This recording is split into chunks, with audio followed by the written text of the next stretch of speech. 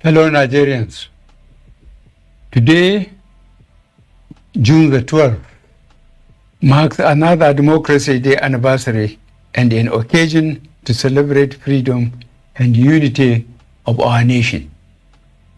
From 1999, we consistently celebrated Democracy Day to mark the end of military rule and the return of power and control into the hands of those freely elected by the people. On this day, Nigerians recommit themselves to ensuring we protect and preserve the ideals of democracy. In 2018, we moved Democracy Day from 29th of May to the 12th of June. This change was to remind all Nigerians of one free election after which the presumed winner, along with Nigerians, were denied their rights and their choice. On June 12, 1993, Nigerians saw the best in our citizens as we all went out to vote peacefully. By June 24, 1993, we also saw the worst of our leadership as the elections were annulled. We must never forget the sacrifices of the heroes of Nigeria's democracy during 1993.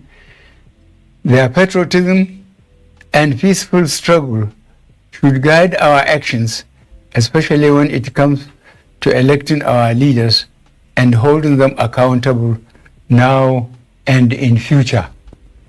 Fellow Nigerians, this is my last Democracy Day speech as your president. By June 12, 2023, exactly 1 year from today, you will already have a new president. I remain committed and determined to ensure that the new president is elected through a peaceful and transparent process. It is important for all of us to remember that June 12, 2023 will be exactly 30 years from 1993 presidential elections. In honor and memory of one of our national heroes for democracy, Chief MKO Abiola, GCFR, we must all work together to ensure this transition is done in a peaceful manner. I am hopeful that we can achieve this. The signs so far are positive.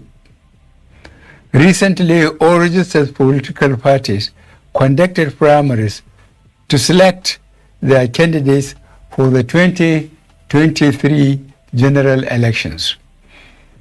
These primaries were peaceful and orderly. Those who won were magnanimous in their victories. Those who lost were gracious in defeat. And those aggrieved opted to seek judicial justice as opposed to jungle justice. I followed the party primaries closely from the state level to the presidential level. I was very impressed to see across all the political parties that most candidates ran issue-based campaigns.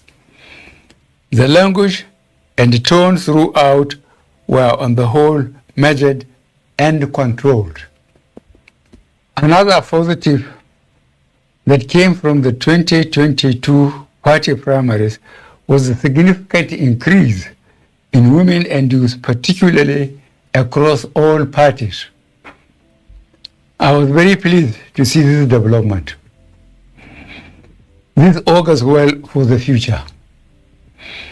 These trends clearly show the level of maturity our democracy has achieved in the last 23 years. As we move into the general election campaign season, we must sustain this mature attitude to campaigning and ultimately voting. We must never see it as a do or die affair. We must all remember democracy is about the will of the majority. There must be winners and losers. I will therefore take this opportunity on this very special day to ask all candidates to continue running issue-focused campaigns and to treat opponents with dignity. As leaders, you must all showcase high character and never forget that the world is watching us and Africa looks up to Nigeria to provide example in governance. The tone you set at the top will surely be replicated in your followers. For the voters, I am pleased to inform you that in the last 7 years, our government across all tiers has made significant investments to reform and enhance our electoral laws, systems, and processes to safeguard your votes. The executive, legislature, and judiciary were and still remain united and committed to ensure those reforms are fully implemented in the 2023 general elections. Fellow Nigerians, your right to choose your government will be preserved and protected. I know many of us are concerned with the rise in insecurity due to terrorist activities in parts of the country.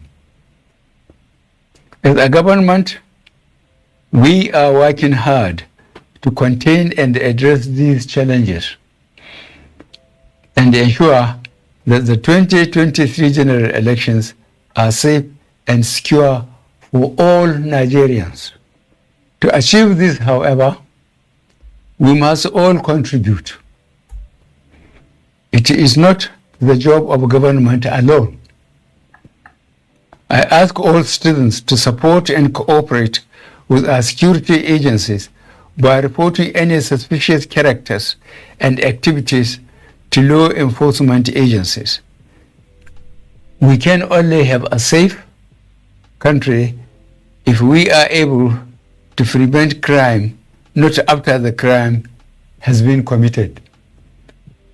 On this special day, I want us all to put all victims of terrorist activities in our thoughts and prayers. I am living daily with the grief and worry for all those victims and prisoners of terrorism and kidnapping. I and the security agencies are doing all we can to free those unfortunate countrymen and countrywomen safely. For those who have lost their lives, we will continue to seek justice for their families against the perpetrators. For those currently in captivity, we will not stop until they are freed and their kidnappers are brought to justice. If we all unite, we will be victorious against these agents of terror and destruction.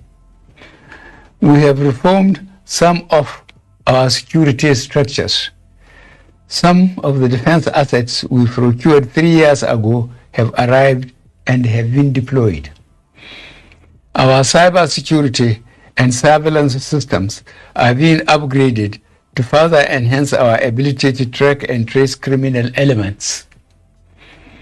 We are also recruiting and training new personnel across all our security and intelligence agencies to strengthen the country's overall security. I will conclude this Democracy Day speech, my last as president, by assuring you of my commitment to protect Nigeria and the Nigerians from all enemies from within and outside. I am also promising you a free, fair, and transparent electoral process. And I am pleading with all citizens to come together and work with government to build a peaceful and prosperous nation. God bless the Federal Republic of Nigeria.